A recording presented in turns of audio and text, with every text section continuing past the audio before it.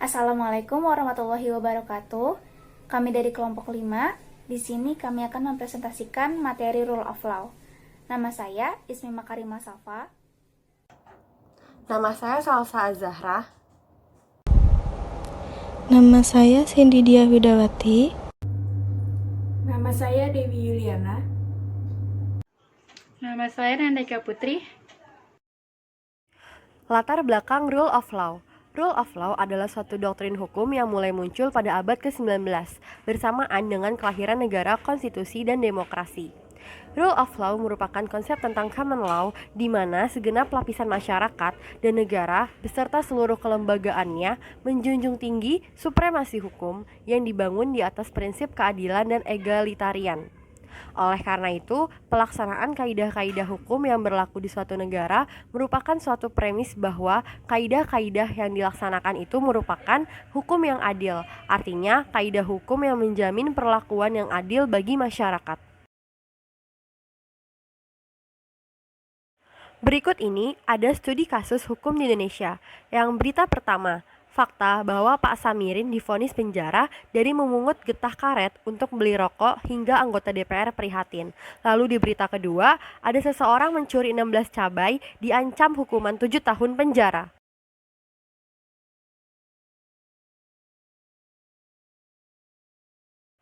Lalu, studi kasus hukum di Indonesia ada 4 koruptor dapat potongan masa tahanan hingga bebas dari Mahkamah Agung. Lalu ada juga bahwa jejak terpidana korupsi Sabri bebas di penjara 5 tahun dan dibebaskan lagi.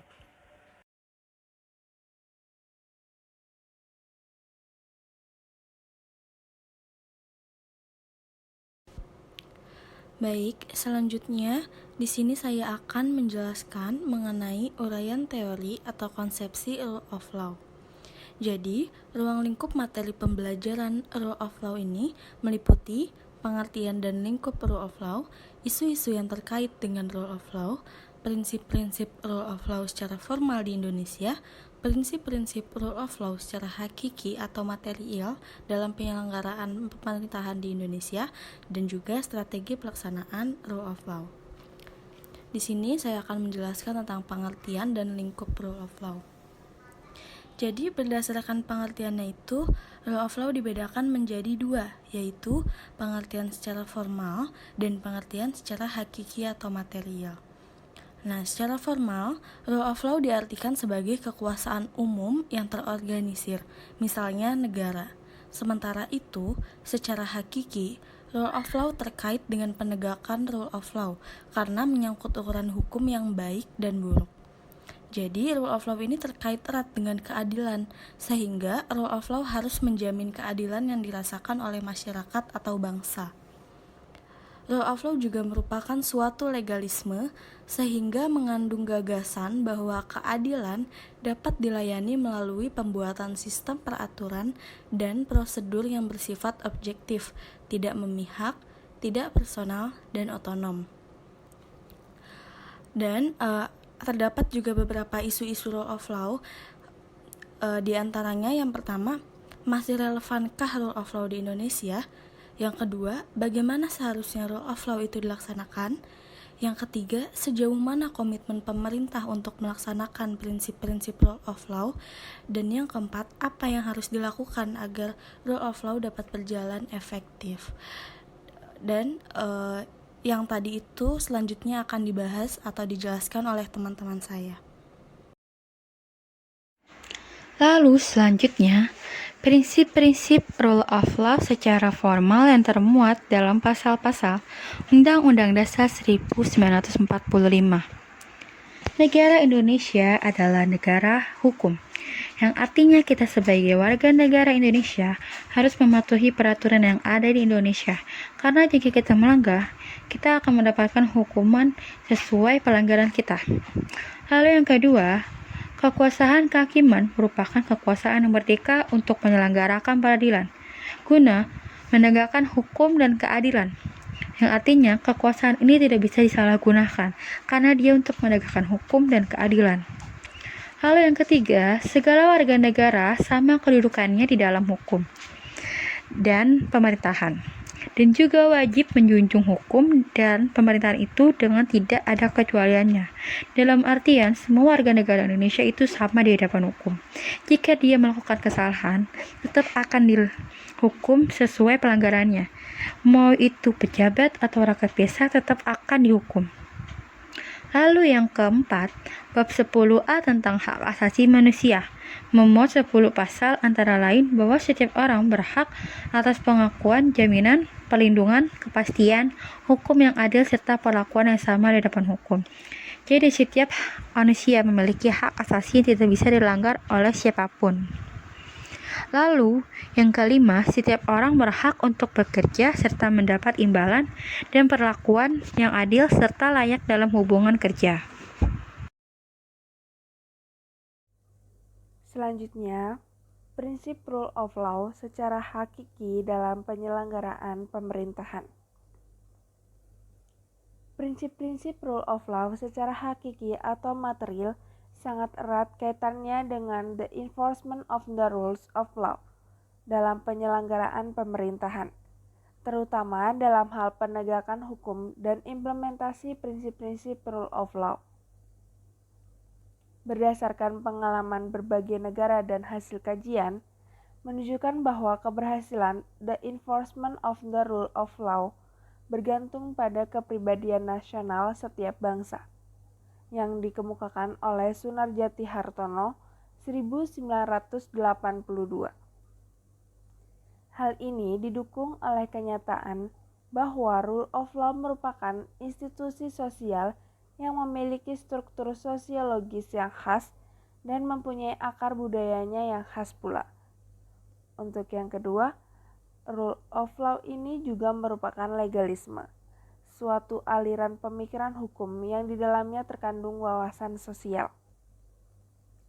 Rule of law juga merupakan gagasan tentang hubungan antar manusia, masyarakat, dan negara yang dengan demikian memuat nilai-nilai tertentu yang memiliki struktur sosiologis sendiri.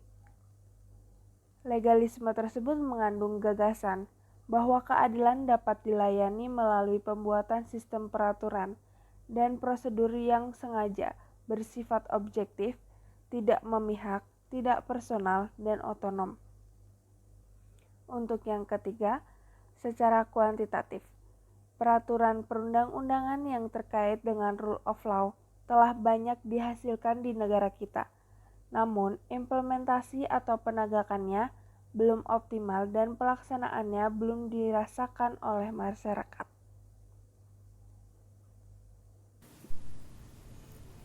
Selanjutnya, ada strategi pelaksanaan atau pengembangan rule of law. Agar pelaksanaan atau pengembangan rule of law berjalan efektif, perlu diterapkan hal-hal sebagai berikut.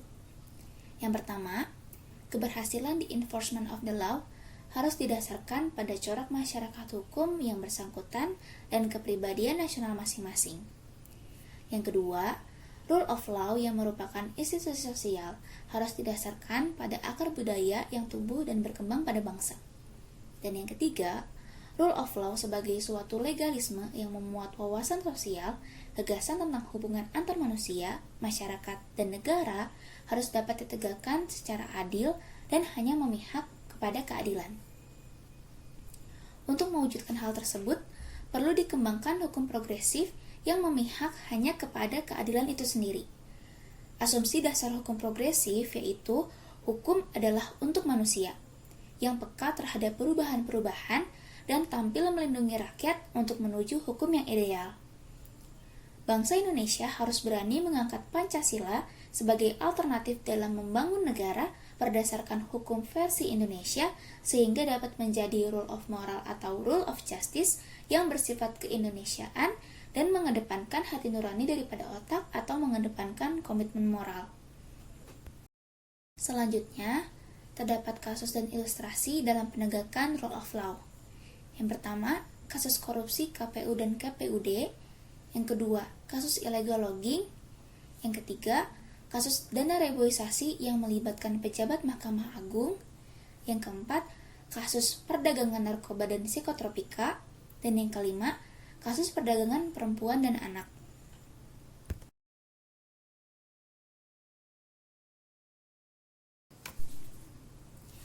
Selanjutnya, ada lembaga penegak hukum yang ada di Indonesia. Yang pertama, kepolisian. Fungsi kepolisian adalah memelihara keamanan dalam negeri yang meliputi pemeliharaan keamanan dan ketertiban masyarakat, penegakan hukum, perlindungan, pengayoman dan pelayanan kepada masyarakat. Yang kedua, kejaksaan. Kejaksaan Republik Indonesia adalah lembaga pemerintahan yang melaksanakan kekuasaan negara di bidang penuntutan dan penyelidikan pidana khusus berdasar KUHP. Yang ketiga, KPK atau Komisi Pemberantasan Korupsi. KPK ditetapkan Undang-Undang Nomor 2002 dengan tujuan meningkatkan efektivitas dan efisiensi terhadap pemberantasan tindak pidana korupsi. Lalu yang keempat, ada Badan Peradilan. Badan Peradilan menuntut Undang-Undang Nomor 4 dan Nomor 5 Tahun 2004 dengan kekuasaan kehakiman dan Mahkamah Agung bertindak sebagai lembaga penyelenggaraan peradilan guna menegakkan hukum dan keadilan, serta membantu pencari keadilan. Badan Peradilan terdiri dari Mahkamah Agung yang merupakan puncak kekuasaan kehakiman di Indonesia, lalu ada Mahkamah Konstitusi yang merupakan lembaga peradilan pada tingkat pertama dan terakhir, dan yang ketiga ada Peradilan Tinggi dan Negeri yang merupakan peradilan umum di tingkat provinsi dan kabupaten. Fungsi kedua peradilan ini baik pidana dan perdata di tingkat kabupaten dan tingkat banding di peradilan tinggi.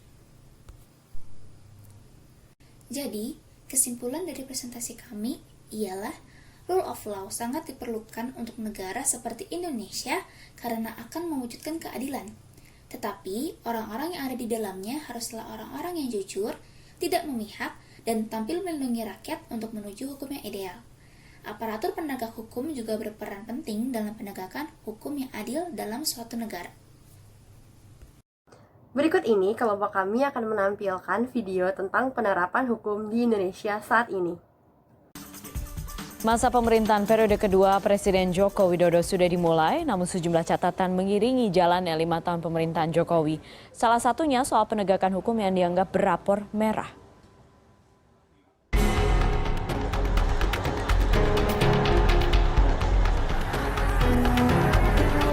Dan saya akan berdiri di bawah kehendak rakyat dan konstitusi. Riuh redam aksi rakyat menyuarakan aspirasinya menolak sejumlah produk hukum kontroversial menjadi penutup pahit periode pertama pemerintahan Presiden Joko Widodo. Darah tertumpah, tangis menyeruak mengisyaratkan lelahnya rakyat bersuara. Penegakan hukum menjadi catatan terburuk yang dimiliki pemerintahan Kabinet Kerja. Penegakan hukum dalam bidang pemberantasan korupsi dan hak asasi manusia menjadi dua ranah yang dianggap terburuk. Pakar hukum tata negara Refli Harun bahkan lantang menyebut pemerintah Jokowi Jilid 1 mendapatkan nilai C- dalam penegakan hukum. Hal ini didasarkan pada pilihan-pilihan kebijakan Jokowi pada masalah pemberantasan korupsi termasuk sikapnya dalam revisi Undang-Undang 30 tahun 2002 tentang KPK.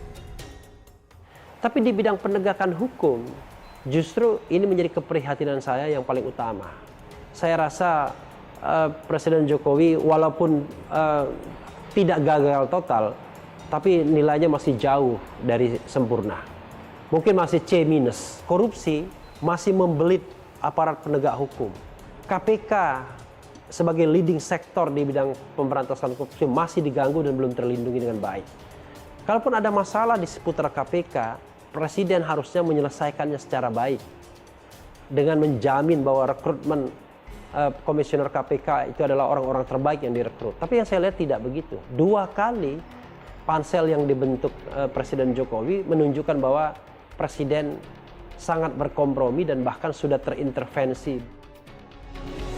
Sejak awal pemerintahan Jokowi JK, Komisi Pemberantasan Korupsi mengalami sejumlah permasalahan. Dimulai dari penetapan Jenderal Polisi Budi Gunawan sebagai tersangka rekening gendut Polri, KPK bertubi-tubi menuai badai. Kehadiran Irjen Pol Aris Budiman Bulo dalam RDP dengan DPR RI dan membeberkan masalah internal KPK hingga istilah kuda Troya akrab terdengar menjadi cobaan besar bagi KPK. Tak sampai di situ, penyerangan penyidik KPK Novel Baswedan yang hingga kini tak juga selesai menambah deret indikasi pelemahan KPK. Hingga puncaknya revisi Undang-Undang 30 tahun 2002 yang merombak sebagian besar kewenangan struktur KPK dalam penindakan. Ironisnya, Presiden Joko Widodo memilih bersikap membiarkan pergolakan meruncing terkait revisi ini. ICW melihat Jokowi terkesan tak serius menanggapi masalah korupsi, meski ada beberapa hal yang kemudian menjadi terobosan, yakni adanya undang-undang mengenai beneficial owner, pemberian apresiasi pada pelapor korupsi, dan kerjasama dengan Swiss dalam penyitaan aset. ICW menilai ukuran keseriusan justru terlihat dalam sikap Jokowi terkait revisi Undang-Undang KPK. Tapi kalau kita kasih poin gitu ya, dari 1 sampai 10 mungkin kami kasih nilai 6 lah gitu ya, karena beberapa indikator yang tadi saya sebutkan gitu ya. Kami melihat ada kemajuan-kemajuan tapi tidak terlalu signifikan gitu, lebih banyak membiarkan begitu saja gitu ya. Komitmen pemberantasan korupsi dari Jokowi gitu ya di jilid kedua akan bisa diukur dari dia mengeluarkan atau tidak mengeluarkan Perpu. Tak hanya mengenai pemberantasan korupsi, penanganan perkara dan penegakan hukum dengan tindakan represif dipandang sebagai nilai buruk kebijakan yang diambil oleh Presiden Joko Widodo. Dalam penanganan Papua hingga aksi massa penolakan revisi undang-undang kontroversial, aparat keamanan terlihat cenderung memilih tindakan represif hingga jatuhnya korban. Hingga hari ini sedikitnya 4 korban tewas dalam aksi unjuk rasa menolak revisi undang-undang kontroversial yakni Undang-Undang KPK, Undang-Undang Minerba, dan RKUHP yang dinilai justru mengebiri hak rakyat dan tak sesuai dijalankan. Sejumlah catatan merah ini pun diharapkan tak berulang saat periode kedua Presiden Jokowi dan Wakil Presiden Ma'ruf Amin. Pakar Hukum Tata Negara Refli Harun menyebut pemilihan orang-orang dekat Presiden menjadi penentu. Pastikan menunjuk aparat penegak hukum, ya, aparat hukum yang kredibel, yang tidak kompromi terhadap korupsi, yang punya track record yang bersih, yaitu Jaksa Agung, tentu saja Kapolri, ya, dan tentu saja Menteri Hukum dan HAM. 3 jabatan itu adalah jabatan yang sangat strategis untuk penegakan hukum. Harus 3-tiganya punya sinergisitas positif. Nah, saya belum melihat itu. Terutama misalnya kalau kita kaitkan dengan tarik ulur jabatan Jaksa Agung. Permasalahan penegakan hukum tentu tak hanya berkutat pada korupsi dan hak asasi manusia, namun menyentuh seluruh dan menyeluruh pada masalah dasar bernegara, yakni penegakan hukum adil dan merata. Memimpin sebuah negara memang tak pernah mudah, apalagi di negara dengan berjuta keunikan dan keragamannya. Memilih sektor pembangunan dan ekonomi untuk dikembangkan lebih dulu juga tidak buruk, tetapi tidak lantas menjadi alasan pemerintah untuk mengabaikan sektor hukum yang sejatinya adalah fondasi setiap negara, di mana hukum adalah sebagai pelindung warga negaranya, bukan senjata untuk mengebiri kebebasan warga negara. Maria Sarjana, Windri Hawadis, Jakarta.